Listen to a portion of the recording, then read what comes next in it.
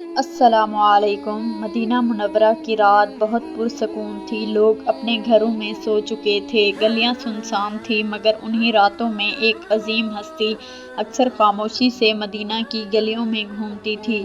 وہ کوئی عام انسان نہیں بلکہ مسلمانوں کے خلیفہ امیر المؤمنین حضرت عمر بن خطاب رضی اللہ تعالیٰ عنہ تھے۔ حضرت عمر کا معمول تھا کہ رات کے وقت شہر کی گلیوں میں گشت کرتے تاکہ اپنی رعایا کا حال معلوم کر سکیں۔ آپ اس بات کو کبھی برداشت نہیں کرتے تھے کہ ان کے زیر حکومت کوئی بھوکا سوئے، کوئی مظلوم بے سہارا ہو یا کوئی ماں اپنے بچوں کے لیے کچھ نہ پکا سکے۔ آپ کا دل ایسا تھا کہ جو اللہ کے خوف سے لرزتا اور مخلوق خدا کی تکلیف پر تڑپ جاتا۔ ایک رات جب آپ مدینہ کے باہر کے علاقوں کی طرف نکلے تو آپ کی نظر ایک خیمے پر پڑی جس سے بچوں کے رونے کی آوازیں آ رہی تھیں۔ یہ آوازیں دل چیر دینے والی تھیں۔ حضرت عمر فوراً اس خیمے کی طرف بڑھے اور اندر جا کر دیکھا کہ ایک عورت برتن میں کچھ ابال رہی تھی اور ساتھ ہی اس کے معصوم بچے بھوک سے تڑپ رہے تھے۔ آپ نے نرمی سے پوچھا، اے اللہ کی بندی، بچے کیوں رو رہے ہیں؟ عورت نے تھکے ہوئے لہجے میں کہا، یہ بھوکے ہیں، 3 دن سے کچھ نہیں کھایا۔ میں پانی میں پتھر ڈال کر ابال رہی ہوں تاکہ یہ سمجھیں کہ کھانا بن رہا ہے اور نیند میں چلے جائیں۔ حضرت عمر کی آنکھوں میں آنسو آ گئے۔ آپ نے مزید پوچھا، تم خلیفہ عمر کے پاس کیوں نہیں جاتی؟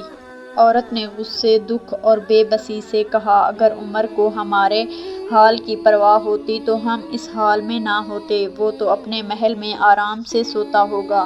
حضرت عمر یہ سن کر بالکل خاموش ہو گئے۔ کوئی وضاحت نہ دی، کوئی ناراضگی ظاہر نہ کی، بلکہ فوراً پلٹ کر بیت المال گئے۔ وہاں سے ایک بوری آٹا، گوشت، گھی، کھجوریں اور دیگر سامان لیا۔ جب غلام نے عرض کیا کہ یا امیر المؤمنین، یہ بوری میں اٹھا لیتا ہوں، تو حضرت عمر نے فرمایا، کیا قیامت کے دن بھی میرے گناہوں کا بوجھ تم اٹھاؤ گے؟ نہیں، یہ بوجھ عمر خود ہی اٹھائے گا۔ حضرت عمر نے وہ بوری خود اپنے کندھے پر اٹھائی اور خاموشی سے دربار اس عورت کے خیمے پر پہنچے۔ وہاں پہنچ کر خود اپنے ہاتھوں سے کھانا پکایا، آگ جلائی اور کھانا تیار ہو گیا تو بچوں کو اپنے ہاتھوں سے کھلایا اور بچے خوش ہو کر کھیلنے لگے اور ان کے چہرے پر خوشی سے چمکنے لگے تو حضرت عمر کی آنکھیں بھیگ گئی۔ عورت نے حیرت سے دیکھا، اے اجنبی، تم عمر سے بہتر ہو، وہ تو ہمارے حال سے بے خبر ہے اور تم نے ہماری بھوک مٹا دی۔ حضرت عمر نے آہستہ سے مسکرا کر کہا، اے بہن، میں ہی عمر ہوں۔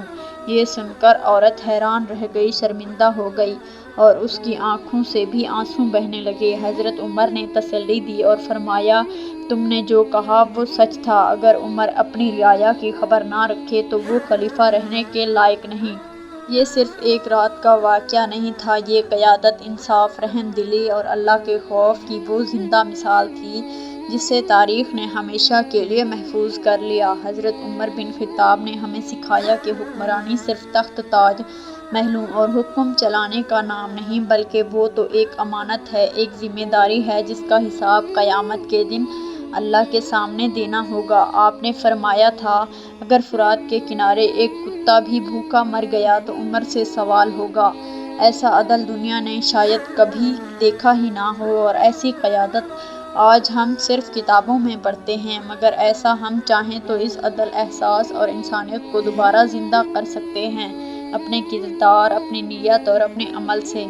یہ کہانی ہمیں سکھاتی ہے کہ اگر اختیار، طاقت اور مقام مل جائے تو اس کا صحیح استعمال وہی کرتا ہے جس کے دل میں اللہ کا خوف ہو اور مخلوق کا درد ہو۔ حضرت عمر کے عمل نے یہ بتا دیا کہ اصل حکمران وہ ہے جو رات کی تنہائی میں اپنے لوگوں کی بھوک ڈھونڈنے نکلے اور جو یہ سمجھے کہ اس کے ہر عمل کا حساب اللہ کے سامنے دینا ہے۔